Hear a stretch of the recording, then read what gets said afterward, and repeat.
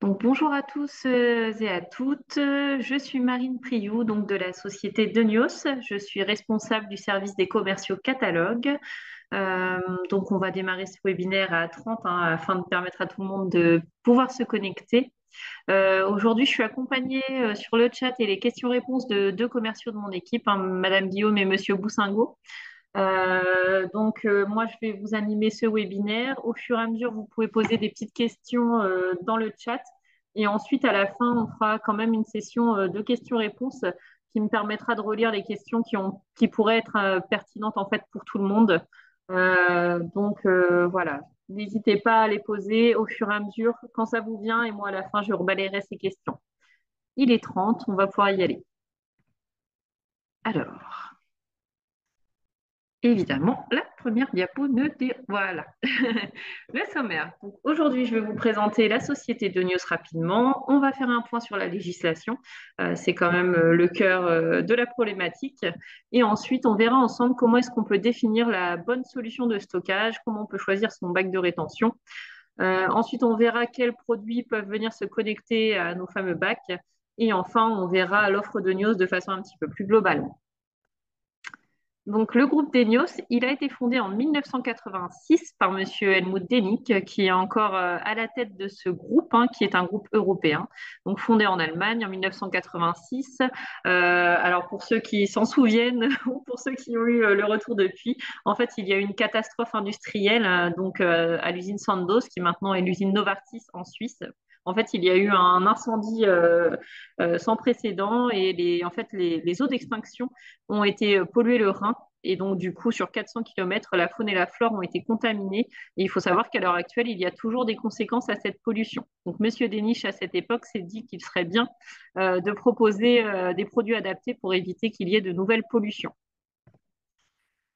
Donc, ça nous a amené à ce beau groupe qui est Denios avec les valeurs qui sont les suivantes, la transparence, l'innovation, l'expertise, la fiabilité et la stabilité. Donc, en tant que leader mondial des solutions de sécurité de stockage en matière dangereuse, on a pour mission de vous proposer les produits qui vont répondre à vos problématiques en toute transparence, c'est-à-dire qu'on vous fournira toutes les certifications, toutes les informations nécessaires à vous montrer la qualité des produits.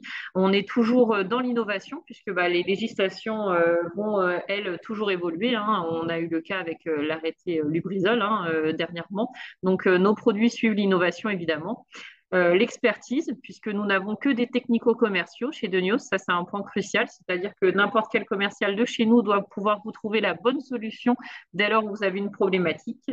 La fiabilité, puisque évidemment, quand on parle de sécurité, on se doit de vous fournir des produits qui vont répondre présent pendant un long nombre d'années pour vous permettre d'être en toute sécurité tout le temps de la durée de vie du produit. Et également la stabilité, puisqu'effectivement, il vous faut pouvoir nous recommander des pièces détachées, on vend de l'équipement, donc on ne va pas vous dire au bout de 2 semaines, non, ces produits-là ne se font plus. Donc ça, ce sont vraiment nos valeurs et c'est primordial.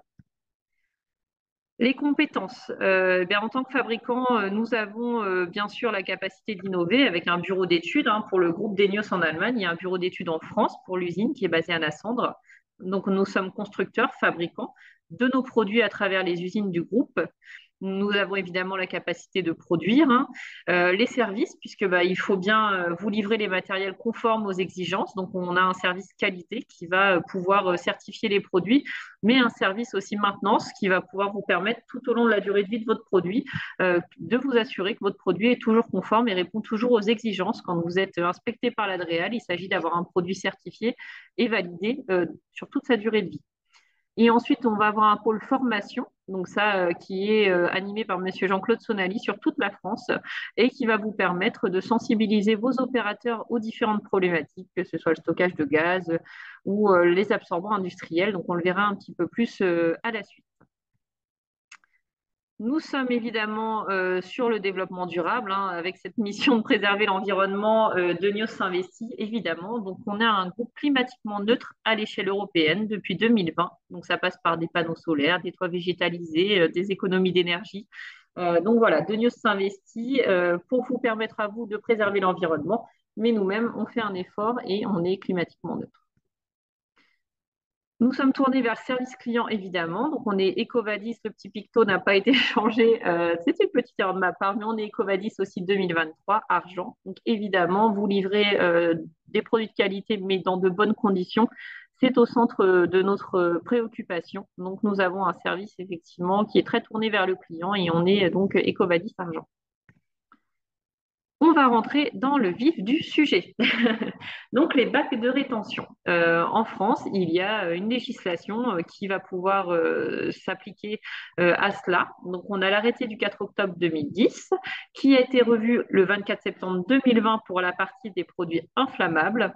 Mais pour la grande règle générale, excusez-moi, donc il faut retenir surtout que tout produit polluant ou dangereux doit être mis en rétention. Le calcul est assez simple. On va vous demander que sur un bac de rétention, il y ait 50% de la capacité totale des réservoirs en rétention ou 100% du plus grand contenant. Il y a un petit calcul explicatif après, je vous rassure, ce sera plus concret. Donc, ce qu'il faut retenir, je vous ai parlé tout à l'heure donc de l'arrêté du 4 octobre et celui qui a été revu en 2020. Effectivement, c'est pour les sites ICPE que ça a été revu. Donc, les sites installations classées protection de l'environnement. Si vous n'êtes pas un site ICPE, vous allez être sur la loi du 4 octobre et donc on va vous demander, voilà, selon n'importe quel contenant, n'importe quel volume, on fait le petit calcul, 50% du volume total stocké ou 100% du plus grand contenant.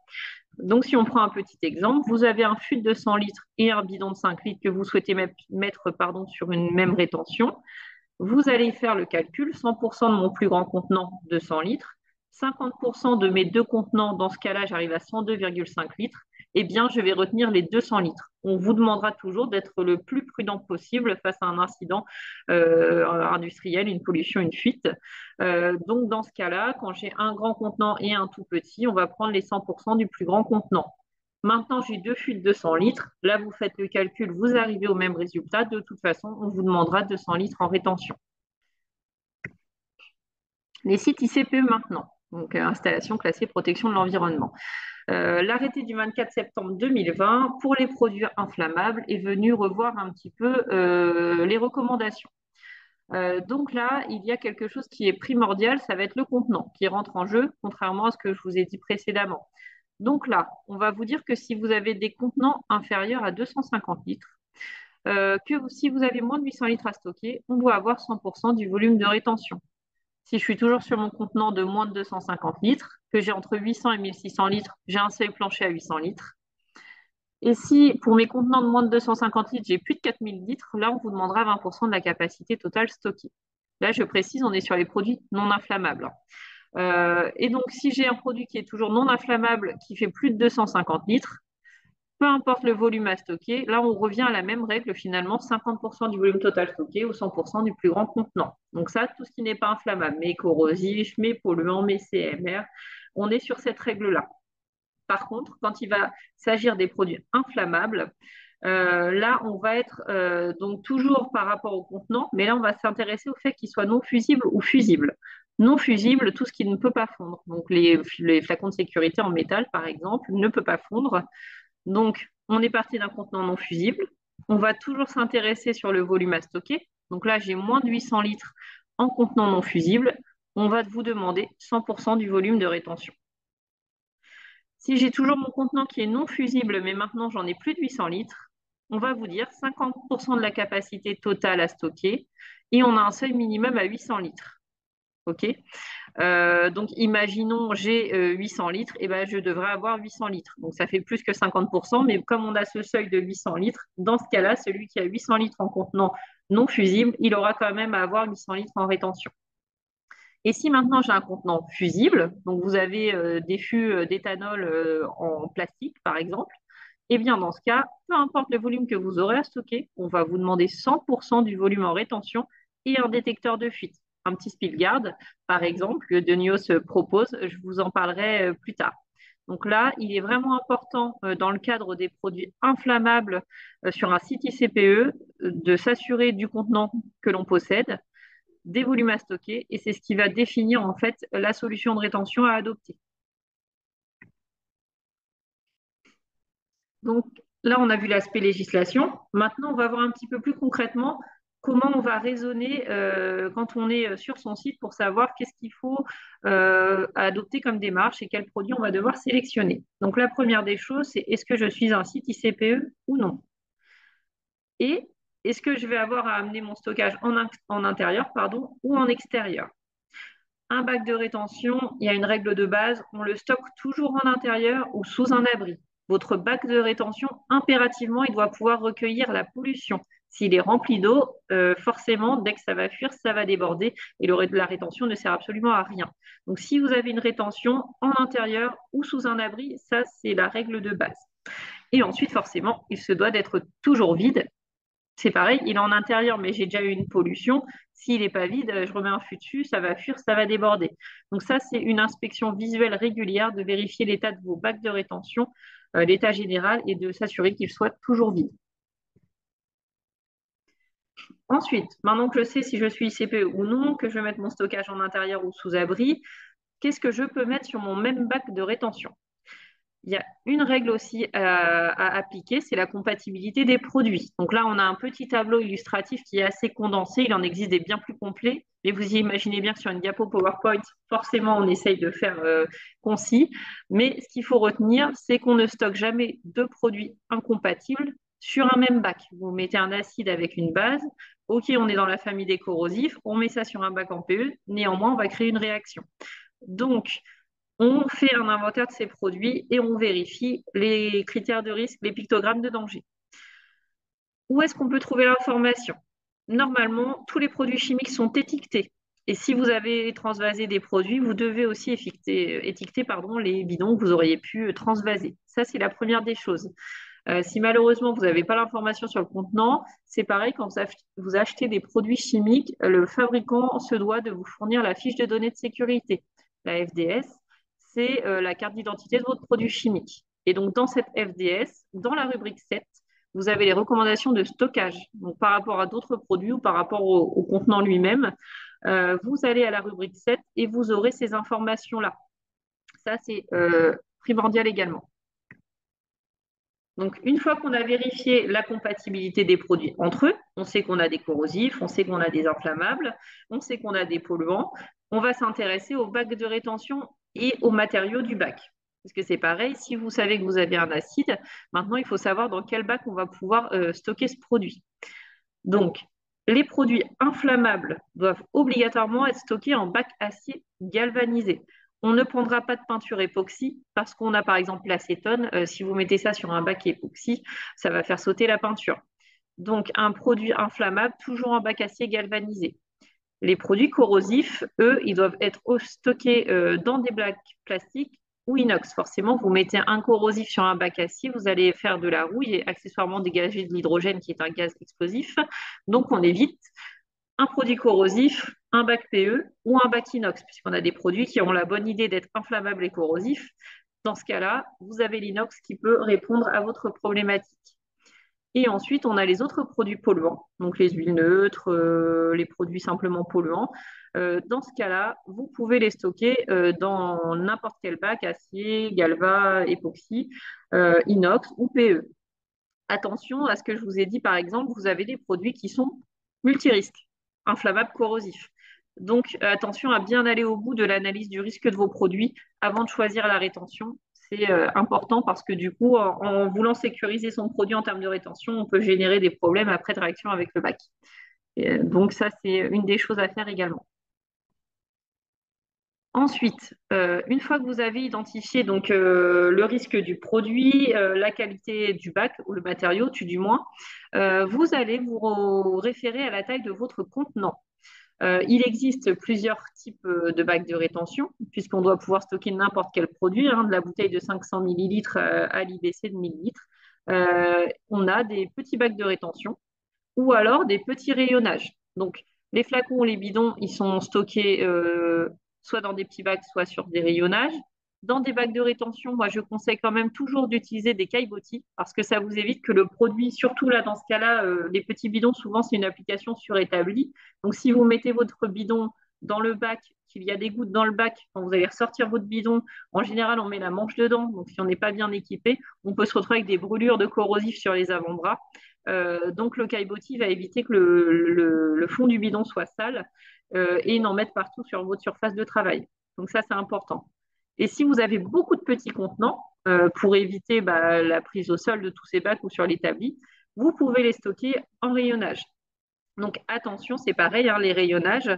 Là, sur l'illustration, vous avez un bac de rétention au sol qui est commun. Ça voudrait dire que tous les produits que je vais mettre au-dessus sont compatibles entre eux. Donc ça, c'est vraiment voilà, une réflexion à avoir. Ensuite, on va se poser la question, est-ce que je veux manutentionner mon fût? Donc, quand on est sur des petits bacs de rétention de 5, 10, 15, 20 litres, ok, c'est pas un souci, on va le prendre à la main. Par contre, quand on arrive sur les bacs de rétention d'un fût, forcément, on va commencer à se poser la question de comment on va vouloir le manutentionner. Il y a une grosse aparté à faire qui est très importante, c'est qu'un bac de rétention, s'il est manutentionnable, c'est vraiment pour déplacer le bac. On ne déplace jamais un bac en charge. Pourquoi? Parce qu'en fait, vous allez appliquer des contraintes, des forces qui ne sont pas en fait tolérées par le bac. Quand moi je vous dis mon bac de rétention, c'est 400 kg de charge admissible, on est sur une force statique. Le fût est posé sur le bac est posé au sol. Si vous commencez à déplacer votre bac avec votre fût dessus, le liquide à l'intérieur du fût va exercer des contraintes sur le bac qui ne sont pas prévues. Il existe, si vous le souhaitez, des sets de sécurisation.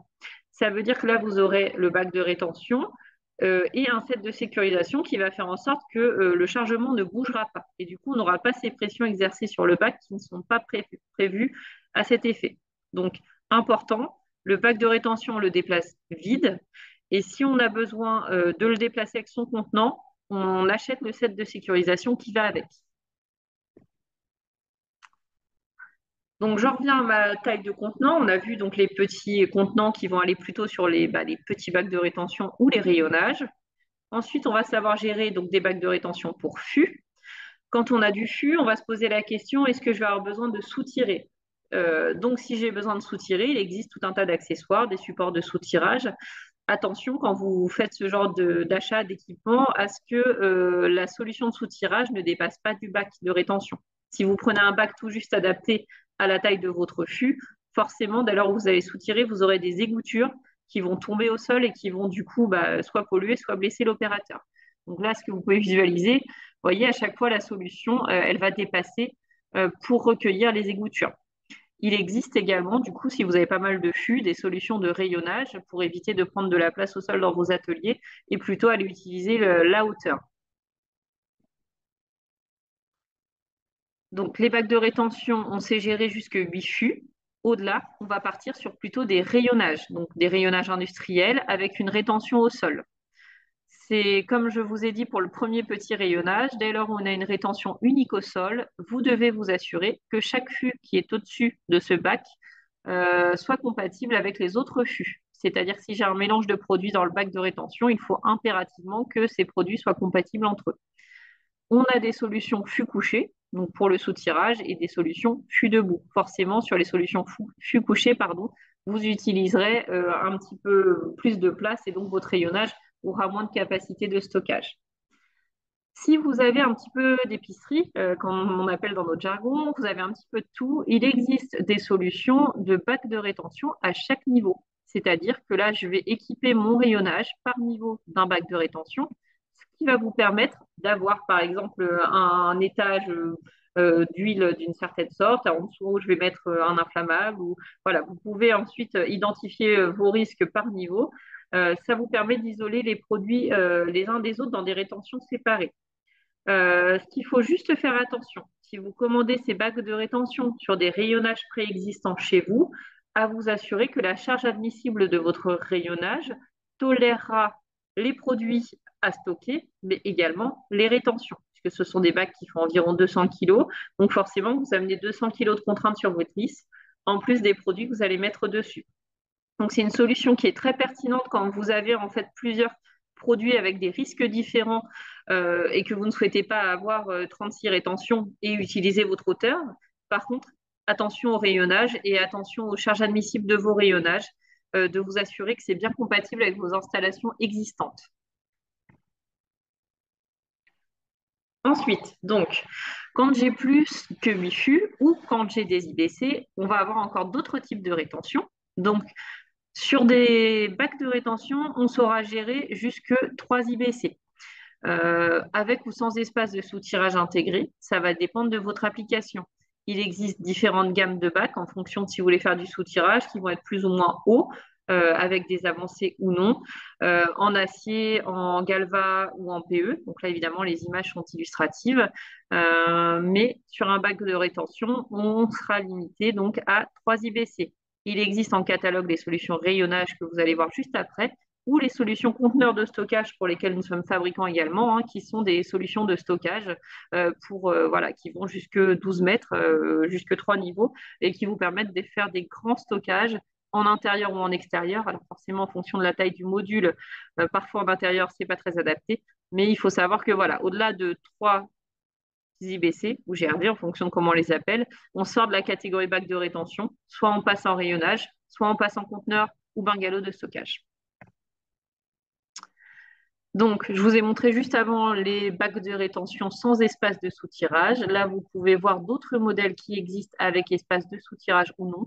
J'en profite, comme je visualise la diapo en même temps que vous, il est impératif aussi de bien faire attention aux matériaux de son caillebotis. Vous voyez, là, j'ai un bac de rétention bleu en polyéthylène et j'ai un caillebotis galvanisé.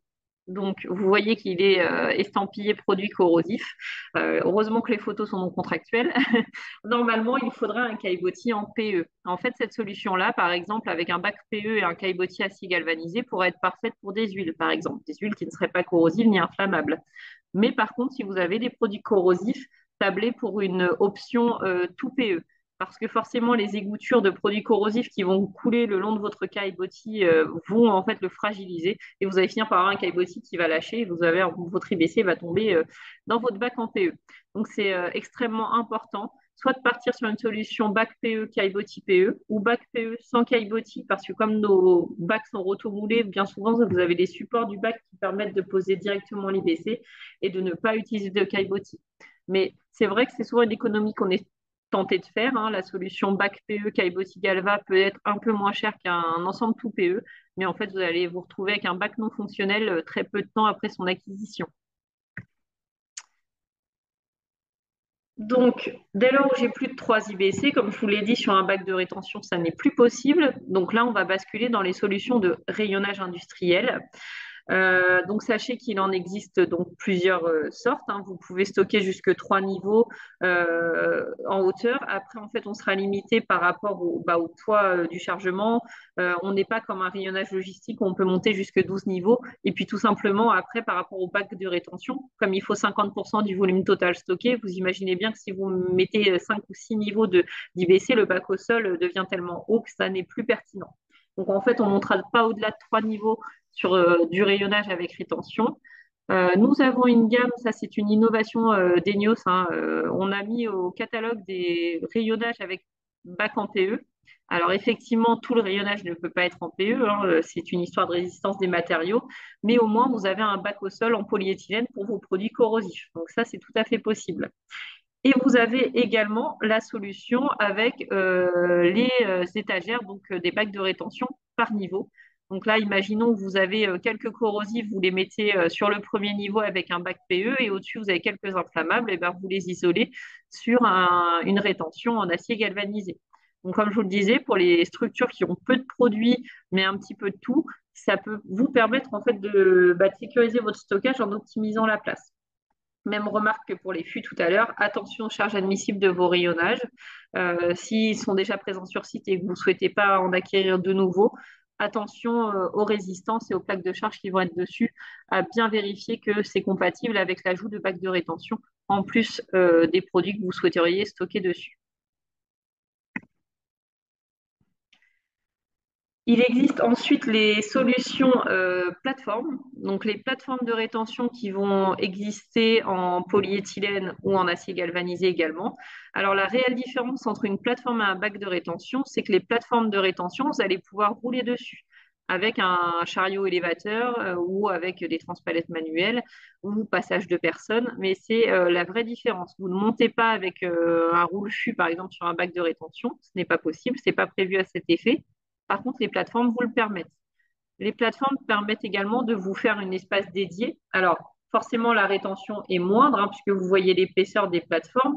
Le volume de rétention, bah, c'est géométrique, hein. Là, vous voyez que c'est très peu haut sur la même surface qu'un bac de rétention, par exemple. Donc, forcément, la rétention sera plus faible. Mais quand vous avez une zone, par exemple, de soutirage de petits récipients, vous avez une petite zone tampon où vous faites du transvasement de produits, ça peut vous permettre de mettre en fait toute une surface en rétention, sachant que les rétentions sont reliées de façon étanche les unes entre les autres pour vous permettre vraiment, si vous voulez avoir par exemple 20 mètres carrés de surface en rétention, que votre site ne l'est pas, vous pouvez tout à fait vous tourner vers la solution des plateformes de rétention.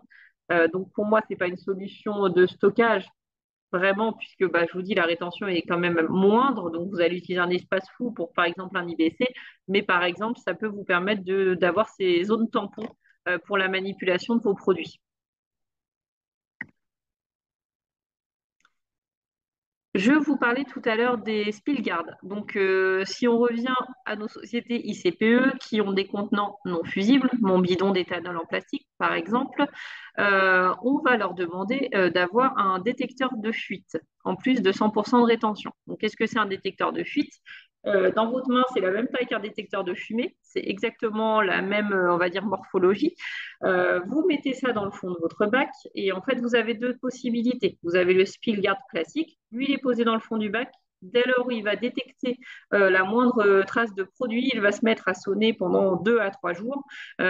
C'est comme un détecteur de fumée, c'est insupportable, hein, c'est très strident. Et en fait, ça va permettre d'alerter sur le fait qu'il y a une fuite dans le fond de votre bac. Donc ça, c'est la première possibilité. Et ensuite, vous avez le Spillguard Connect pour les sociétés, par exemple, qui ne tournent pas en 3/8, où il n'y a personne la nuit ou personne les week-ends.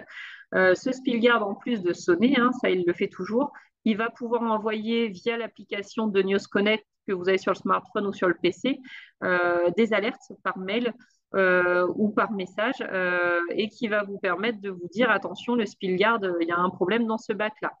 L'avantage de News Connect, c'est que vous pouvez identifier tous vos Spillguards. Donc, par exemple, Spillguard bac fabrication, Spillguard bac production.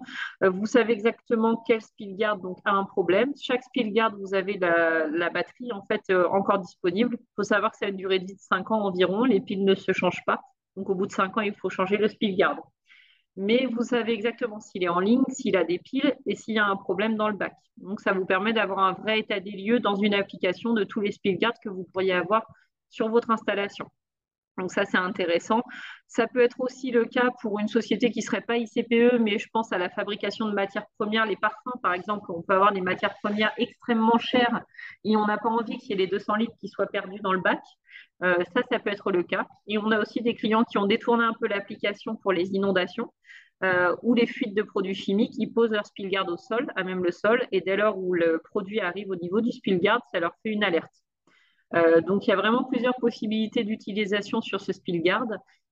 Donc, encore une fois, ça, c'est une innovation de Neos qu'on a développée pour pouvoir répondre à cet arrêté du brisol. Mais en même temps, il a d'autres applications et vraiment, il peut être utilisé, voilà, je vous dis, pour éviter les pertes financières en cas de matière première vraiment extrêmement onéreuse ou tout simplement pour des fuites de produits chimiques que vous ne souhaiteriez pas avoir, évidemment.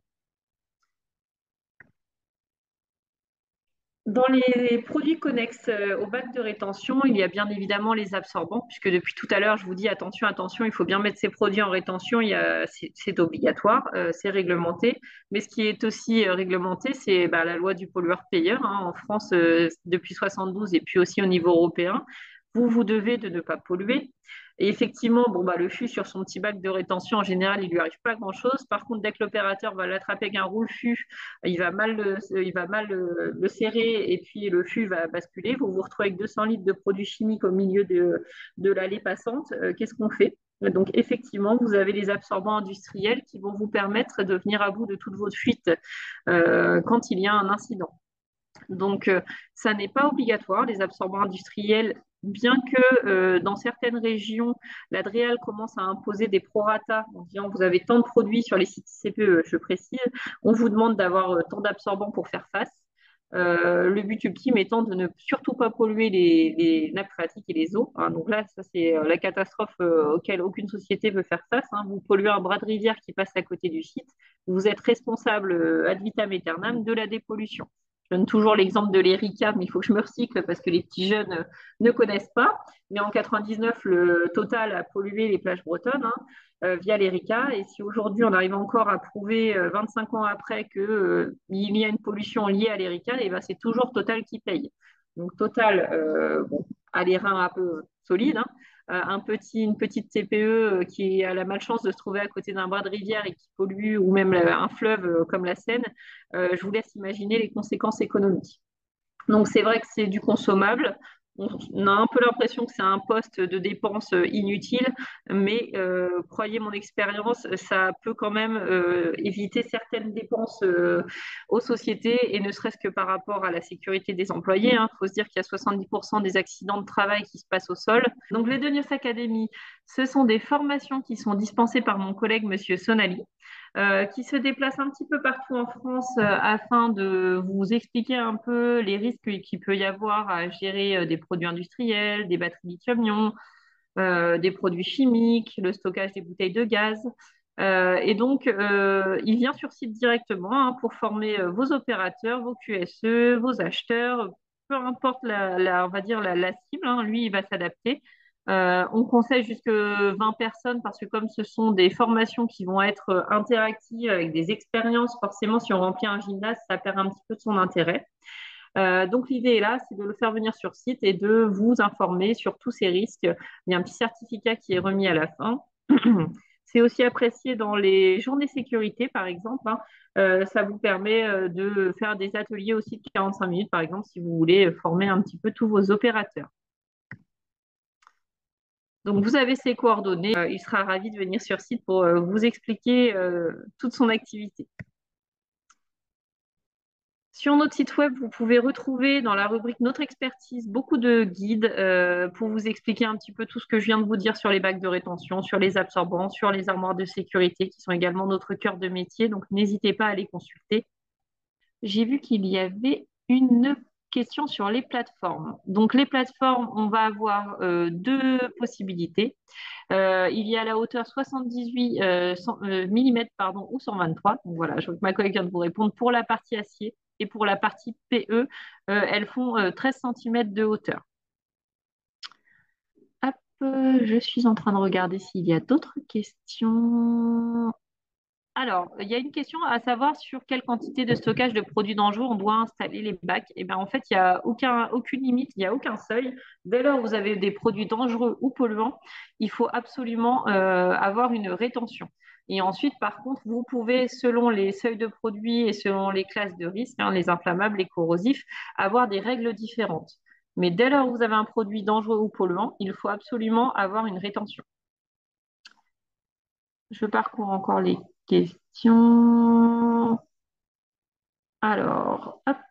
Alors, je vois qu'il y a des questions un petit peu plus précises. Là, ce que je vous conseille dans ce cas, c'est de contacter directement, hein, les commerciaux. Vous avez le numéro de téléphone et la boîte mail pour une étude personnalisée. Parce que, en fait, c'est vraiment des diagnostics. On appelle ça des diagnostics. On n'est pas des médecins. Mais en fait, on va chercher à creuser vraiment votre problématique pour vous apporter la meilleure des solutions. Et donc, c'est vraiment une vue globale. Donc, moi, dans mon équipe, il y a 7 technico-commerciaux sur la partie clients finaux et on a 2 commerciaux pour les grands comptes. Donc, il y a 9 personnes en sédentaire qui peuvent vous répondre. On a 5 itinérants sur le terrain qui peuvent venir sur site pour des diagnostics gratuits, évidemment. Donc, n'hésitez pas à nous solliciter pour un diagnostic vraiment précis. Je suis en train de regarder parce qu'il y a les 2 modules de questions. Hop, le chat, j'ai répondu normalement. Alors, hop, et les questions-réponses. Alors, donc je vois qu'il n'y a pas de questions sur les questions-réponses et normalement sur le chat, j'ai répondu. Oui. Alors, j'ai une question encore pour les produits inflammables obligés sur les bacs de rétention en acier. En fait, tout simplement, on va, comme je vous le disais, pour la quantité de produits, on part sur une solution la plus sûre possible. Le plastique, forcément, s'il y a un incendie, ça va fondre et donc on va dégager des vapeurs. Et en plus, bah, du coup, on va répondre à l'incendie plutôt qu'on va le contenir. L'acier, ça a une résistance à peu près intrinsèque en lui-même. Il va résister à peu près 10 minutes à un incendie. C'est pour ça que pour les produits inflammables, on partira plutôt sur une solution acier. Alors, je pense qu'on va pouvoir clore ce webinaire. Je vous remercie de votre participation. Je remercie Thomas et Marion qui nous ont accompagnés pour le chat. Je vous invite vraiment à nous contacter, à contacter les commerciaux. On se fera vraiment un plaisir de vous répondre sur les solutions personnalisées. N'hésitez vraiment pas à le recontacter. Vraiment, c'est avec plaisir qu'on vous répondra. Je vous souhaite à tous une belle journée.